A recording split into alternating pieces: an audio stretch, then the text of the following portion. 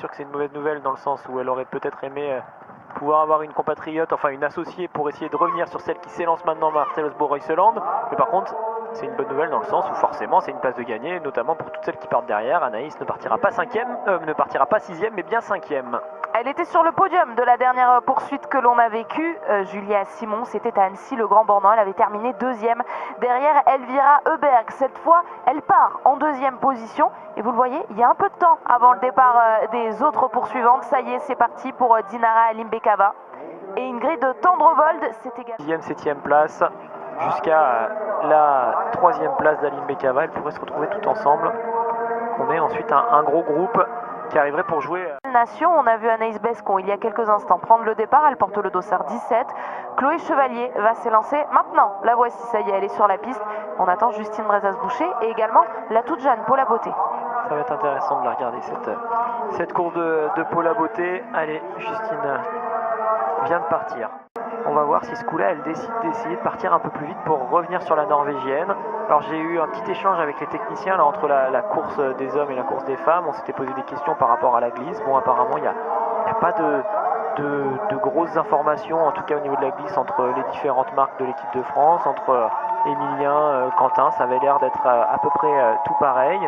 Mais peut-être que les Russes étaient légèrement mieux au niveau de leur glisse que le reste des équipes. Et c'est ça qui aurait pu peut-être déstabiliser Emilien dès le premier tour. Loginov, lui reprenant du temps, il avait peut-être eu l'impression à ce moment-là qu'il glissait moins bien.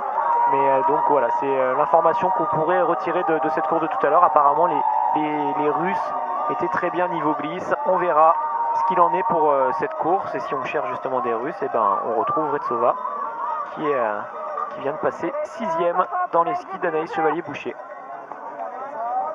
Une autre Anaïs à l'image avec son dossard à 17. Il s'agit d'Anaïs Bescon. Lisa Teresa Hauser est juste là, elle qui avait brillé la saison dernière ici à Oberhof. Elle avait décroché ses premiers podiums. 3 troisième places en 2 week-ends. Souvenez-vous, on avait regroupé les 2 week-ends à Oberhof en raison du Covid. La menace de la pandémie plane toujours sur tout ce circuit mondial, mais cette fois, on suivra bien le triptyque habituel Oberhof, Ruhpolding, Antholz. Je vous donne d'ailleurs le rendez-vous. On sera dès mercredi prochain ensemble à Ruhpolding à partir de 13h15. Vous avez vu Justine là qui est en mode course de ski de fond pour l'instant. Elle déboîte tout le monde sur le côté pour essayer.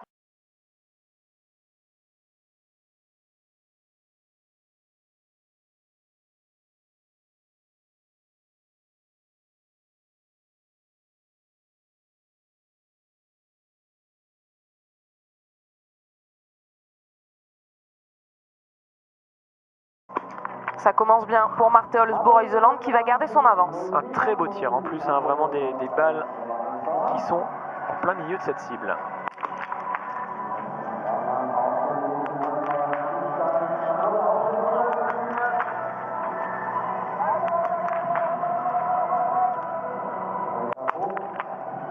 Erreur malheureusement pour Julia Simon, la dernière balle est aussi dehors, ces filles-là donc pourront en profiter pour lui passer devant. Oui, elle va se mettre tout de suite dans la difficulté, je le disais dans l'avant-course, ça aurait été bien de repartir avec un 4 sur 5 pour Julia, mais là tout de suite avec une double faute, et ça fait perdre 1 minute sur la note pénalité, pas mal de filles qui vont repasser devant avec 30 secondes d'avance. Il y aura un tour pour Anaïs, Retsova, Heuberg qui elles ne vont pas y aller, vont ressortir 2e et 3e. Tout comme Marie Eder, vous l'avez vu donc avec ce tir de Anaïs Chevalier-Boucher qui va aller sur l'anneau de pénalité. On suit les autres françaises. Anaïs Bescon réussit le plein, ce qui va lui permettre de se replacer.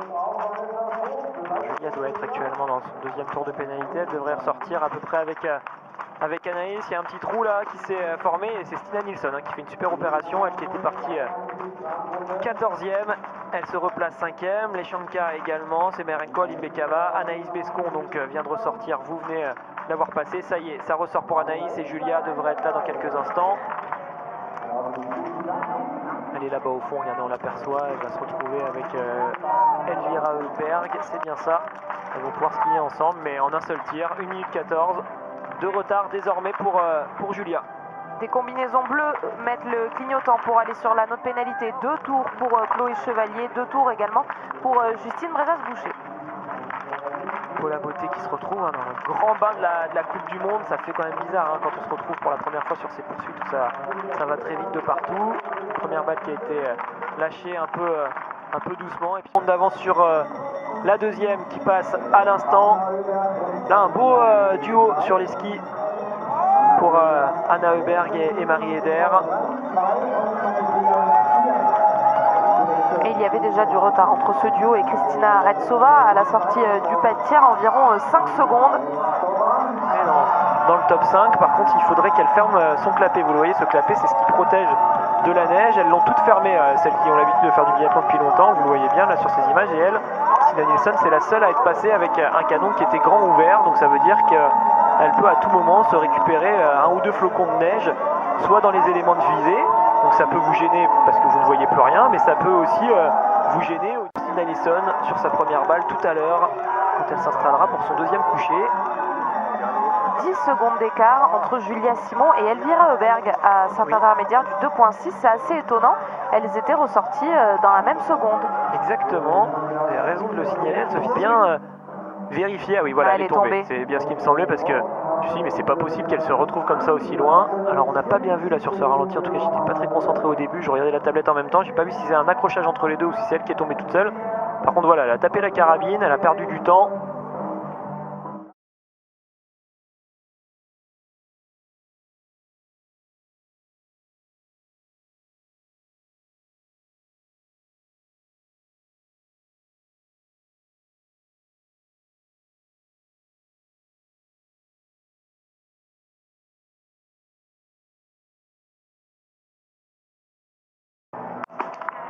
Et un petit problème en revanche sur son deuxième tir pour Marte Olsbo-Reuseland, un anneau de pénalité.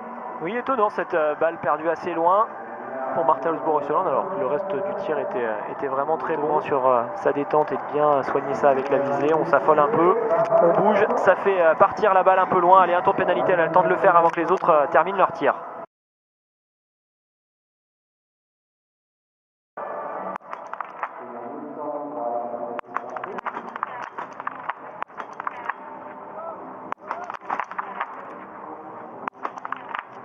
Sur 10 également pour Anna Heuberg. Marie Eder ne pourra pas prétendre à mieux qu'un 9 sur 10 sur ses deux premiers tirs. En revanche, Kristina Retsova peut faire le 10 sur 10, oui, sur ses deux premiers tirs.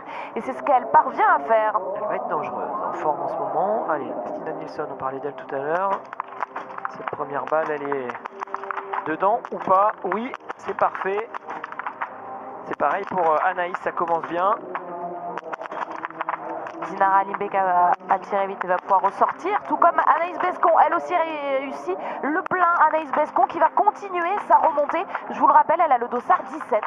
Vous l'avez vu, hein, le temps qu'a perdu Stina Nilsson par rapport aux autres, c'est là, toutes ces phases où elle a encore beaucoup à progresser. Allez, c'est parfait également pour Anaïs Chevalier-Boucher, les Françaises qui se remettent bien dans l'ordre, un petit peu à l'image de ce qu'a pu faire Quentin tout à l'heure. Elles se sont fait peut-être surprendre pour certaines, en tout cas pour Julia sur le premier tir. Par contre là, ça va beaucoup mieux. Elles vont désormais être 3 dans le top 10, il me semble. Anaïs passe 8e. On va voir ce que ça dit pour Julia qui devrait arriver sur le temps intermédiaire. Voilà, ça y est, elles sont 8e et 9e désormais. Elvira Heuberg, malgré sa chute, a priori plutôt bien préservé sa carabine puisqu'elle a fait une seule erreur. Elle va donc aller tourner pour un tour seulement. Marte Olsbo-Reuseland toujours en tête avec ses 25 secondes d'avance sur Kristina Retsova. Et donc nos 3 Françaises, la mieux placée d'entre elles, Anaïs Bescon à 47 secondes, Anaïs Chevalier-Boucher et Julia Simon à peine au-delà de la minute. On a un énorme paquet là justement entre la 3e place qui a 46 secondes et la 9e place qui a 1,07. Vous comprenez bien, c'est encore jouable pour le podium pour beaucoup de filles. Elles sont au moins 10 à pouvoir le jouer.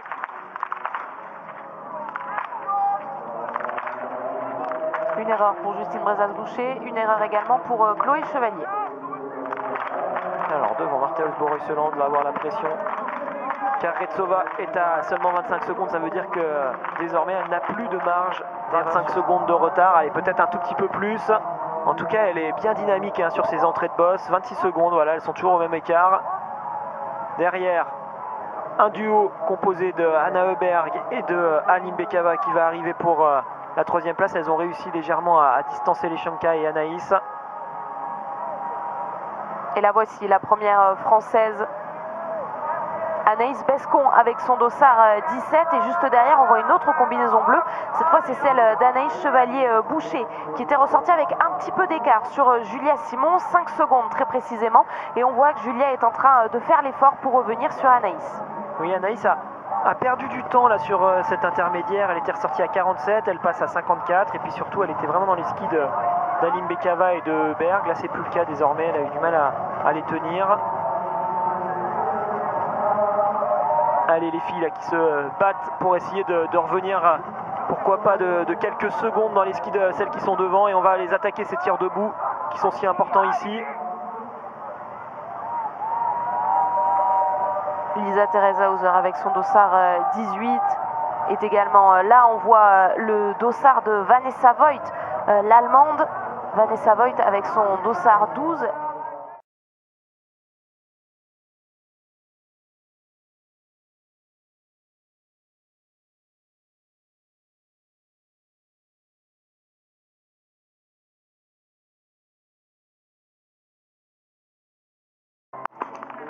Elle devra aller tourner une fois, Marte Olsbo-Reuseland. Attention, la menace Retsova est grande. Oui, une première balle un tout petit peu trop rapide. Je pense qu'elle a lâché un peu plus tôt que ce qu'elle pensait. Légèrement cordon, elle n'a pas eu beaucoup de réussite sur celle-ci, elle la rate. Par contre, un peu plus loin dans son tir sur la troisième balle, elle fait également un cordon ce coup-là. Ça passe, c'est bon. Allez, un seul tour de pénalité. Si Retsova fait un 5 sur 5, elles peuvent se retrouver ensemble. Si la Russe part à la faute, c'est le cas, la Norvégienne va rester seule en tête. Et le vent est revenu au niveau latéral, il n'y en avait presque pas quand Reuseland a tiré. Par contre là ça souffle un peu plus fort en direction de la droite et ça se calme à nouveau. Donc là certaines qui sont actuellement sur le pas de tir vont peut-être en profiter pour ressortir deuxième. Et notamment la française Anaïs Bescon, alors que les deux autres tricolores, Anaïs Chevalier-Boucher et Julia Simon, vont s'installer. Anna Heuberg est bien partie. Et c'est la Suédoise qui va pouvoir ressortir tout de suite le premier 5 sur 5 de ses tirs debout. Pour l'instant, Aline Bekava également réalise le plein. Oui, il y avait quasiment plus de vent là, donc forcément, quand on est habitué depuis plusieurs jours à tirer dans le vent et que tout d'un coup il n'y en a plus, ça paraît facile. Anna Heuberg en a bien profité et Julia aussi. Julia Simon va se replacer tout comme Anaïs Chevalier-Boucher. Peut-être, oui, c'est fait pour Anaïs Chevalier-Boucher. Les deux Françaises qui réalisent le plein, alors que Anaïs Bescon, malheureusement, va aller tourner à 2 reprises sur la note pénalité. Et donc, on va avoir deux Françaises dans le top 5. Julia Simon vient de ressortir 4e. Et on attend Anaïs Chevalier-Boucher d'une seconde à l'autre. La voici.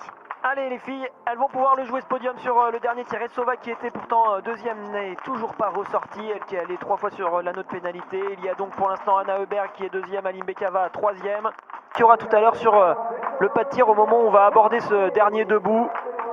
Car si c'est relativement calme comme ce qui vient de se passer, il n'y aura peut-être pas beaucoup d'ouverture, hein. Il y a du solide devant avec Marte Olsbo-Reuseland, Elvira, Anna Heuberg et Aline Bekava. C'est quand même des filles qui savent bien tirer, pour que les Françaises à un moment donné puissent remonter sur le podium. Dans un premier temps entre ces 3 filles pour la victoire, et puis si ça s'ouvre à un moment donné, pourquoi pas avoir de l'espoir avec Julia qui arrive là-bas au fond. On l'a vu tout à l'heure avec Loginov, tant que le dernier tir n'est pas passé, c'est loin d'être fini. Aline Bekava a l'air un peu moins bien en ski aujourd'hui, ça pourrait redonner de l'espoir à Julia qui pourrait revenir au contact de la troisième. Non, elle n'a pas l'air d'être allée au sol. Toujours 15 secondes de retard sur...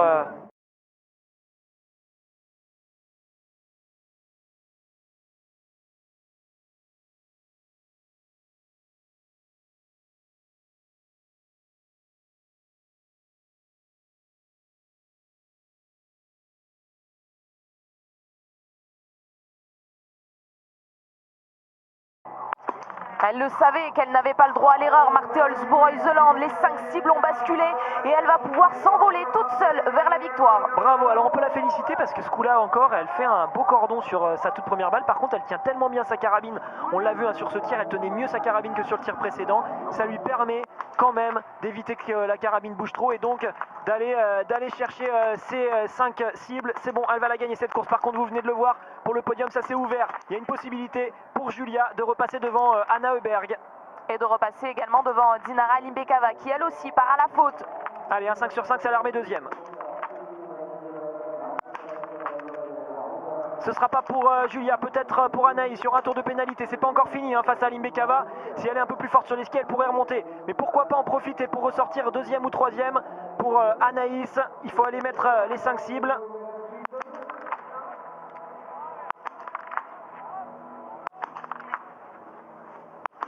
Super. Oh oui, au meilleur des moments, Anaïs Chevalier-Boucher réussit à faire le 5 sur 5. Et regardez, ça ressort là pour Anna Heuberg qui va prendre la deuxième place. On attend Dinara Limbekava qui elle aussi a fait une faute. Et Anaïs Chevalier-Boucher va donc être juste derrière Julia Simon, encore sur la note pénalité. Et oui, elles sont ressorties devant, ça allait être limite. C'est ce qui se passe. Allez, Anaïs, revenir tout de suite au contact d'Alimbekava. Il y a Julia également qui va essayer de se battre pour revenir sur les 2 filles qui sont devant elle. Ça va être assez sympa à suivre ce dernier tour. On va être sur une course sur Alimbekava et 8 secondes de retard pour Julia sur Anaïs. La réalisation qui continue de nous montrer les tirs. Alors nous, on va en profiter pour suivre le tir de Chloé Chevalier. Vous l'avez vu, Dorothée Avireur vient de faire le plein également pour Chloé Chevalier. Mais ça va être une mauvaise opération hein, pour l'Italienne, très clairement. Elle était partie 10e. Oui, ça va être une belle opération par contre pour Chloé là, qui va se replacer dans le top 15 normalement à la sortie de ce dernier tir. Voilà, la meilleure tireuse, c'est bien Anaïs Chevalier-Boucher qui, elle, est auteure d'un 19 sur 20. Et Anna Heuberg, elle est surtout en train d'essayer de contrer le retour d'Alimbekava qui a encore un beau ski hein, dans ce dernier tour. Là, j'ai dit dans le tour précédent qu'elle semblait être un peu moins bien. Là, c'est complètement différent. Elle est bien dans ce tour. Pour l'instant, en tout cas, ça tient au niveau de ses chronos et les positions semblent stabilisées. Par contre, c'est là qu'on pourrait, pourquoi pas, y croire. J'ai pas envie de faire mon choix. Après, je parle surtout par rapport aux caractéristiques physiques de chacune. On le sait que Julia, c'est partie plate, elle emmène beaucoup de puissance, elle aime bien. On verra si Anaïs, justement, est capable de rivaliser face à Julia sur ce genre de profil. Il est là, le triplé dont on vous parle depuis le début de cette course. Marthe Holzbou, Reuseland, vainqueur du sprint, vainqueur du relais mixte et vainqueur à l'instant donc de la poursuite.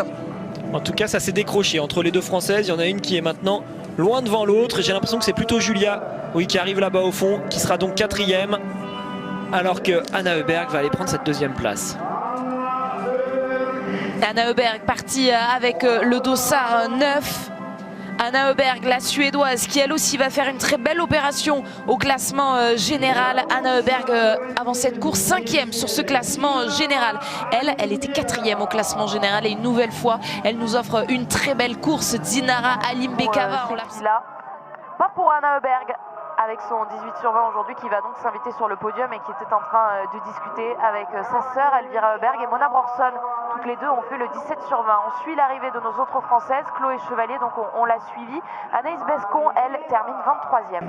Paula Beauté était ressortie 38e, je regarde. On voit à l'image, il s'agit de Justine Brezas-Boucher, partie 34e, qui termine à la 30e position. On voit une Allemande à l'image, il s'agit de Vanessa Hinz, la première Allemande sur la ligne d'arrivée. C'est donc Vanessa Voigt, comme on l'a vu tout à l'heure, partie 12e.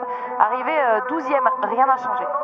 Justine, un petit mot pour dire qu'encore une fois, c'est elle qui a le meilleur temps de ski de la course. Mais oui, on ne fait pas du ski de fond malheureusement. Il faut aussi bien mettre les balles dans la cible et ça a été compliqué de ce côté-là pour Justine. Allez, Paula Beauté, elle est là, ne pas laisser passer Stina Nilsson, ou non, c'est qui? C'est une personne peut-être très correcte pour aller terminer dans ce top 40, 38e. Alors ça marquera des points. Donc voici Denise Herman qui passe la ligne d'arrivée. Deux seulement. Celui de l'Ukrainienne Daria Blashko, pardon, à 20 sur 20. Et celui de la Chinoise Funky Meng qui continue de nous impressionner derrière la carabine avec plus de 91,5% de réussite derrière la carabine. Funky Meng, elle était partie 54e. Et elle